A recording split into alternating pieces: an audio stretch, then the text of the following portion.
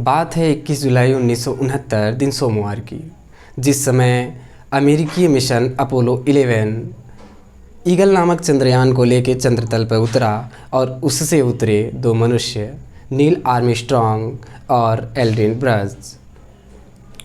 नमस्कार, मैं अनिल कुमार। आप देखना शुरू कर चुके हैं अपना चैनल अनिल सर हिंदी पाठशाला, जिसमें आज हम लोग सुमित्रा नंदन पंत जी द्वारा रचित काव्यकृति रीता से लिया गया शीर्षक चंद्रलोक में प्रथम बार देखेंगे।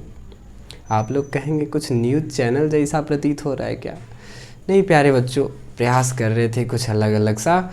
हाँ, आज हम लोग पढ़ेंगे चंद्रलोक में प्रथम बार, यानी जिस समय अमेरिका विश्व में इतिहास रच रहा था अपने अपोलो मिशन के तहत, नील आर्मस्ट्रॉन्ग ने जब पहला कदम रखा अपना चंद्रतल पे, बायां कदम, तो इतिहास के सुनहरे पन्नों पे ये सदा सदा के लिए लिख दी गई। प्यारे बच्चों, कभी इसी भाव को लेकर कि असंभव लगने वाली चीज़ों को मनुष्य दृढ़ निश्चय से साकार कर सकता है, तो मनुष्य बहुत कुछ कर सकता है। लोकमानस में बहुत पहले से ही चंद्रमा को लेके तरह तरह के विचार भाव रहे हैं। आइए हम लोग इस पाठ का अध्ययन करते हैं। प्यारे बच्चों, चंद्रलोक में प्रथम बार जब मनुष्य ने पहली बार चंद्रलोक में चंद्रमा पे अपना कदम रखा था, तो क्या कह रहे हैं सुमित्रा नंदन पंत जी? चंद्रलोक में प्रथम बार मानव ने किया पदार्पण, छिन्न हुए लो देश काल के दुर्जय बाधा बंधन, दिग्विजयी मनुष्य निश्चय ये महत ऐतिहासिक क्षण, भू विरोध हो शांत निकट आए सब देशों के जन, युग युग का पौराणिक स्वप्न हुआ मानव का संभव, समारंभ शुभ नए चंद्रयुग का, भू को दे गौरव। प्यारे बच्चों, क्या है कि चंद्रलोक में प्रथम बार, पहले तो इसका आप लोग संकेत डाल लेंगे। जहाँ तक पेपर में पूछेगा आप लोग फेयर की दृष्टि से, तो क्या काम करेंगे कि ये संकेत डाल लेंगे कि चंद्रलोक में प्रथम बार, फिर डॉट डॉट डॉट यानी अपूर्णता सूचक चिन्ह, फिर भू को दे गौरव। अब ये संकेत हो गया। संदर्भ बदल जाएगा, चीटी वाला नहीं रहेगा, संदर्भ बदल जाएगा। क्या हो जाएगा कि प्रस्तुत पद्यांश या प्रस्तुत पंक्तियाँ हमारी पाठ्य पुस्तक हिंदी के काव्य खंड में संकलित चंद्रलोक में प्रथम बार नामक शीर्षक से उद्धृत है, जो कि सुमित्रा नंदन पंत जी द्वारा रचित काव्यकृति रीता से लिया गया है। ठीक है, या पंक्तियां हैं तो ली गई हैं, पद्यांश से तो लिया गया है। ठीक है प्यारे बच्चों, अब प्रसंग इसका मूल भाव क्या है? इसमें किस मूल भाव की अभिव्यक्ति हुई है इसमें? कि प्रस्तुत पद्यांश में कवि ने मानव के चंद्रमा पर पहुंचने पर उसे ऐतिहासिक क्षण बताते हुए विश्व शांति की बात कही है। ठीक है, भू विरोध हो शांत निकट आए सब देशों के जन, यानी विश्व बंधुत्व की बात, विश्व शांति की बात। इतना महान कार्य हो गया है, मानव में ये ताकत, क्षमता है कि वो पूरे ब्रह्मांड तक पहुंच सकता है, जीत सकता है, दिशाओं को जीत सकता है। तो इसलिए आपसी झगड़े को खत्म करके और विश्व बंधुत्व वाली बात कही है, इसमें संकेत दिया है। तो ये मूल भाव हो गया। और क्या है इसकी व्याख्या क्या है प्यारे बच्चों? व्याख्या कि चंद्रलोक में प्रथम बार, कि कवि सुमित्रा नंदन पंत जी कहते हैं कि चंद्रमा पर पहली बार मानव ने अपना पद का अर्पण कर दिया है, यानी पैर रख दिया है। कि चंद्रमा पर पहली बार पैर कौन रखा? Neil Armstrong. दूसरे व्यक्ति कौन थे? एल्ड्रिन बज। और एक तीसरे थे, वो उतरे नहीं थे, लेकिन वो अपोलो 11 अमेरिकी मिशन अपोलो 11 के तहत वो गए थे वहाँ तक। ठीक है, वो ऊपर ही चंद्रमा के चारों ओर यान को लेकर चक्कर लगा रहे थे। एक यान तो नीचे उतरा था उसके सतह पे, उसके दो पार्ट हो गए थे। और कौन? माइकल कॉलिंस, वो ऊपर ही यान को लेके चारों तरफ थे। बाद में फिर दोनों यान को जोड़ के वो लोग फिर नीचे आए। ये जब पहली बार अपोलो 11 के तहत 1969 में, 21 जुलाई 1969 में पहली बार अपोलो मिशन के तहत जब मानव ने चंद्रमा पर पहला कदम रखा, नील आर्मस्ट्रॉन्ग ने पहला कदम रखा। कौन सा कदम था? बायां पैर था उनका। उसके बाद इतना महान ऐतिहासिक कार्य होने के बाद कवि क्या लिखते हैं कि कि चंद्रलोक में प्रथम बार मानव ने किया था पदार्पण, कि चंद्रमा पर पहली बार जब मानव ने पैर रखा तो उस समय उससे पहले जितनी भी चंद्रमा को लेके कल्पनाएं थी, जितनी भी कल्पनाएं थी, भ्रांतियां थी, सब समाप्त हो गईं।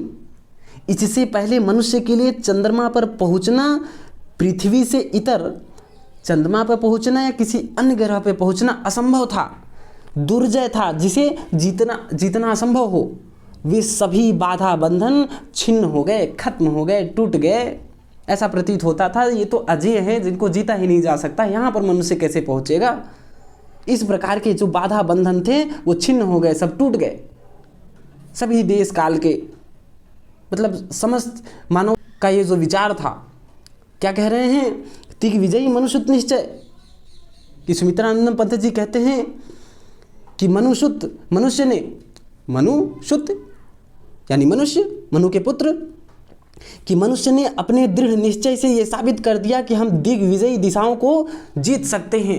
इसमें कोई संदेह नहीं कि अगर हम दृढ़ निश्चय कर लें तो पूरी दिशाओं को जीत लें, यानी कि अब ब्रह्मांड में और जितने ग्रह हैं उन पर जाना संभव हो पाया है।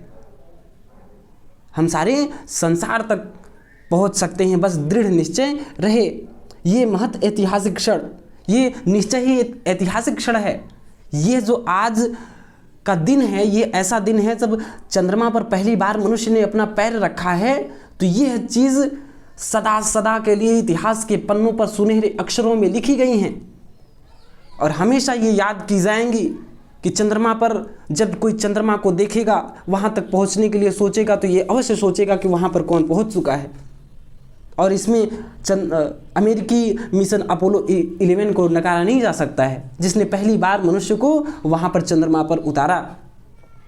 ठीक, अब क्या कह रहे हैं कि भू विरोध हो शांत, कि सुमित्रानंद पंत जी आगे कहते हैं कि भू विरोध हो शांत, यानी इतना महान कार्य जब हो गया है। अभी एक चीज़ और, अपोलो 11 अमेरिकी जो है कि चंद्र मिशन, अब उससे पहले लूना 2 चंद्रमा के सतह पर पहुंच गई थी। वो जो है कि मानव मिशन नहीं थी, लेकिन अब उस समय का जो दौर है, द्वितीय विश्व युद्ध के बाद से लेके 1991 तक पूरा शीत युद्ध का दौर चला। शीत युद्ध के समय मतलब हमेशा युद्ध की स्थिति बनी रहती थी, कभी भी भयंकर युद्ध हो सकता था पूरे संसार में, पूरे विश्व में, पूरी पृथ्वी पर। क्या कि अब एक तरफ सोवियत रूस, एक तरफ अमेरिका, ये पूरे पृथ्वी को, पूरे समस्त देशों के, लगभग समस्त देशों को 2 भागों में बांट चुके थे और पूरा भय का माहौल था। कोई किसी गुट में तो कोई 2 गुट में से कोई न कोई किसी में सम्मिलित था। ऐसे समय में क्या कह रहे हैं कि भू विरोध हो शांत, इतना महान कार्य मनुष्य कर गया है, तो अब भू विरोध हो शांत, यानी देश देश के बीच का जो द्वंद्व है, संघर्ष है, लड़ाई झगड़ा है और देश की सीमाओं को लेकर जो झगड़ा है, ये सब शांत हो।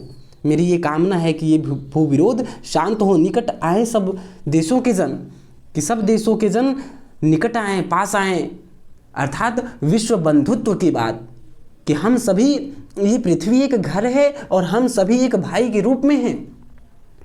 इसलिए ये लड़ाई झगड़ा संघर्ष विरोध छोड़कर हम सभी निकट आएं, इसकी कामना, विश्व बंधुत्व की कामना कर रहे हैं। और क्या कह रहे हैं, युग युग का पौराणिक स्वप्न हुआ मानव का संभव। जो पुराने समय से लेकर अभी तक चंद्रमा के बारे में, ये चंद्रमा तक पहुंचने के लिए मनुष्य की जो कल्पनाएं थी, उसका जो स्वप्न था, वो अब क्या हुआ, साकार हो गया है।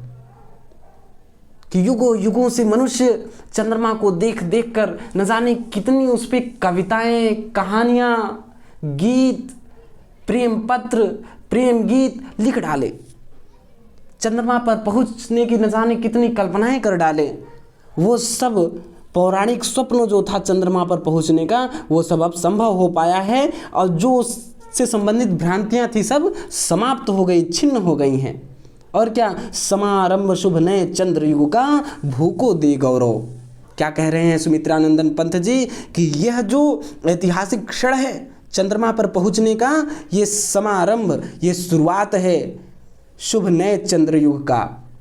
ये चंद्र युग का शुरुआत है। क्या अभी तो सिर्फ मनुष्य चंद्रमा पे पहुंचा है, अभी देखिए चंद्रमा का युग आने वाला है। जिस प्रकार से पृथ्वी का युग है, पृथ्वी पर समस्त मानव हैं, उसी प्रकार से चंद्रमा पर अभी अभी क्या क्या परिवर्तन होगा आगे। ठीक, भूको दे गौरव, यानी ऐसा युग, ये चंद्र युग अवश्य ही पृथ्वी को गौरव प्रदान करेगा। प्यारे बच्चों, क्या है, ये इसकी व्याख्या हो गई। ठीक, आगे क्या बचा इसमें हम लोग देखेंगे कि भाषा क्या है। इसमें साहित्यिक खड़ी बोली, काव्यगत सौंदर्य में साहित्यिक खड़ी बोली, और फिर उसके बाद रस क्या है, वीर रस। इतना महान कार्य हुआ, मनुष्य के लिए प्रेरणा है कि वो अगर दृढ़ निश्चय कर ले, मनुष्य वो दिशाओं को जीत सकता है। ये छोटी मोटी चीज़ें क्या हैं। ठीक, तो वीर रस, फिर उसके बाद गुण क्या, जहाँ पर वीर रस है वहाँ पे गुण ओज, फिर उसके बाद अलंकार। अलंकार प्यारे बच्चों, इसमें अनुप्रास अलंकार। ठीक, कौन सा अलंकार, अनुप्रास अलंकार। और युग युग का, ठीक है, ये पुनरुक्ति प्रकाश अलंकार, युग युग में पुनरुक्ति प्रकाश अलंकार। और फिर उसके बाद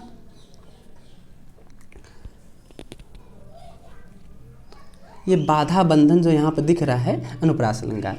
ठीक है प्यारे बच्चों, अनुप्रास और पुनरुक्ति प्रकाश अलंकार। प्यारे बच्चों, अब आगे देखते हैं। ठीक, हाँ तो प्यारे बच्चों आगे क्या है, फहराए ग्रह उपग्रह में धरती का श्यामल अंचल, सुख संपद संपन्न जगत में बरसे जीवन मंगल, अमेरिका सोवियत बने नवदिग रचना के वाहन, जीवन पद्धतियों के भेद समन्वित हो विस्तृत मन। प्यारे बच्चों क्या है कि संकेत डाल लेंगे इतना। ठीक, फिर संदर्भ वही पूर्ववत। अब आप लोगों का इसका प्रसंग क्या है, इसमें मूल भाव क्या है कि कभी इसमें मानव कल्याण की बात कर रहा है, तो क्या है कि प्रस्तुत पद में कवि ने चंद्रमा पर पहुंचने जैसे महान कार्य से विश्व बंधुत्व और मानव कल्याण की कामना की है। यानी इतना महान कार्य मनुष्य कर ले गया है, तो विश्व बंधु जैसा कार्य क्यों नहीं हो सकता है। तो इस पंक्तियों में, प्रस्तुत पंक्तियों में कवि ने विश्व बंधुत्व की कामना करते हुए उसके कल्याण की मनोकामना की है। ठीक है, या मानव कल्याण की मनोकामना की है। ठीक प्यारे बच्चों, अब क्या है व्याख्या। व्याख्या क्या है कि फहराए ग्रह उपग्रह में धरती का श्यामल अंचल। श्यामल अंचल का अर्थ क्या है, हरियाली। जिस प्रकार से धरती पर हरियाली है, ठीक है, सुख समृद्धि है, उन सबको समाहित करके जो श्यामल अंचल है, आंचल है, अंचल आंचल पृथ्वी का, ये क्या है, ग्रह उपग्रह में फहराए। कि सुमित्रानंदन पंत जी कहते हैं कि मनुष्य जब इतना महान कार्य कर ले गया है, तो अब बहुत सारी चीज़ें तो जो असंभव थी वो भी संभव प्रतीत हो रही हैं। क्या मेरी यही मनोकामना है कि फहराए ग्रह उपग्रह में, कि ब्रह्मांड में, ब्रह्मांड के ग्रह उपग्रह में ये पृथ्वी का श्यामल अंचल फहराए, अर्थात पृथ्वी जैसी हरियाली, सुख समृद्धि अन्य ग्रहों पर भी साकार हो। वहाँ पर मानव जीवन की जो संभावनाएं हैं वो भी साकार हों। सुख संपद संपन्न जगत में ये पूरा संसार कैसा हो, खुशहाली प्रसन्नता से संपन्न हो, सारा संसार सुख वैभव से पूर्ण हो, सभी खुशहाल रहें, चारों तरफ मंगल ही मंगल हो, यानी अर्थात सबका कल्याण हो, बरसे मंगल जीवन मंगल, कि चारों तरफ मंगल ही मंगल हो, अर्थात सबका कल्याण हो। अमेरिका सोवियत बने नवदिक रचना के वाहन।